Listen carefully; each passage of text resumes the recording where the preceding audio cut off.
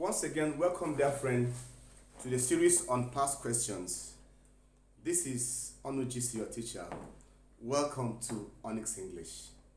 Today, we are going to take a question that we don't even know the source, but I'm sure it's likely to be from either WAEC or NECO. As usual, we shall apply our grammatical function scientific approach in solving the question. Let's go.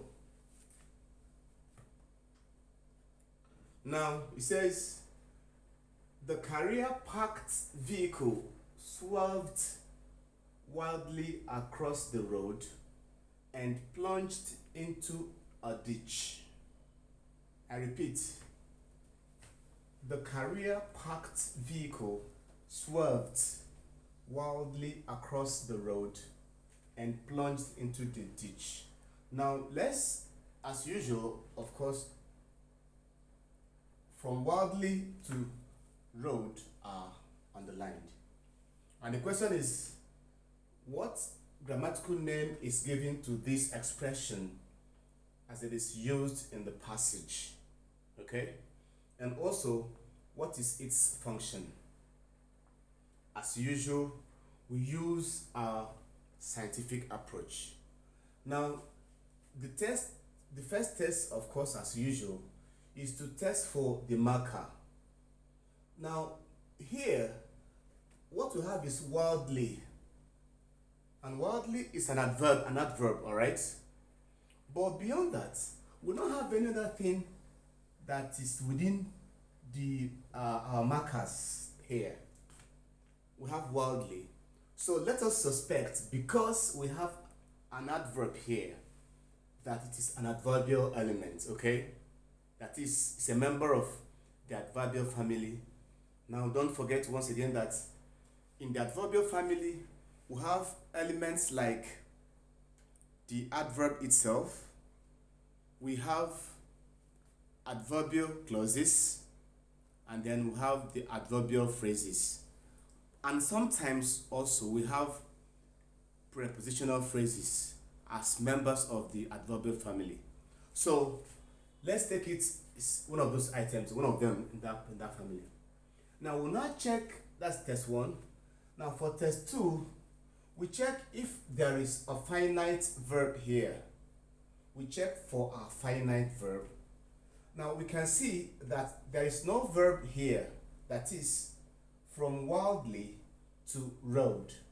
There is no verb at all, let alone adverbial one or anything, or finite verb, right?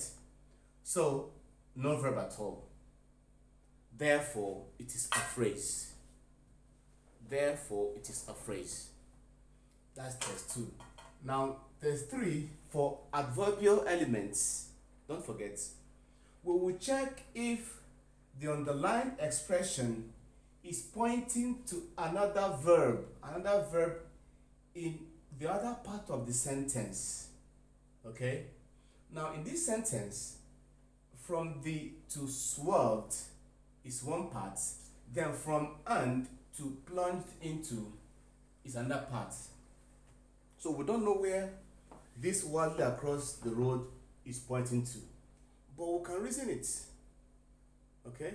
So let's read. The carrier-packed vehicle swerved. How did it swerve?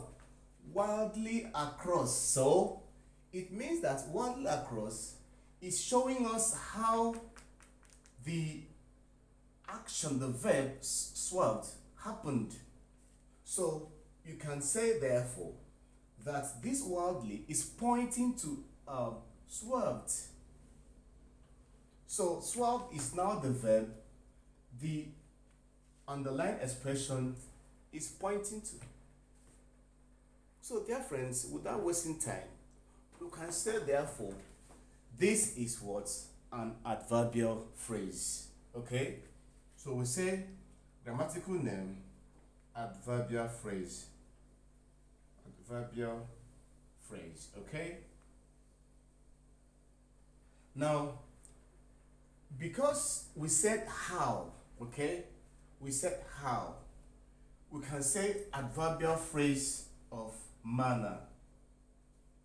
I think we shall have time to explain that later on.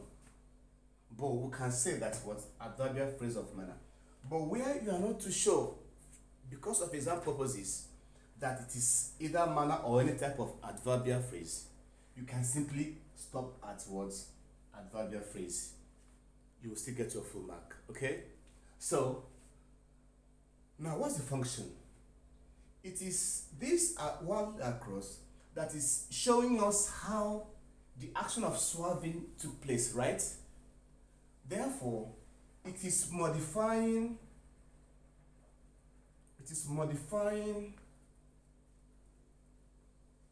or it modifies, please. It modifies the verb swerved. The verb swerved. Okay? Very simple. So, grammatical name, adverbial phrase. Grammatical function, it modifies the verb swerved. Don't forget, as usual, to put words in inverted commas. So, dear friend, this is very easy. If you follow the scientific approach, you're going to solve every question in grammatical function with ease. Thanks for joining us. See you in the next video.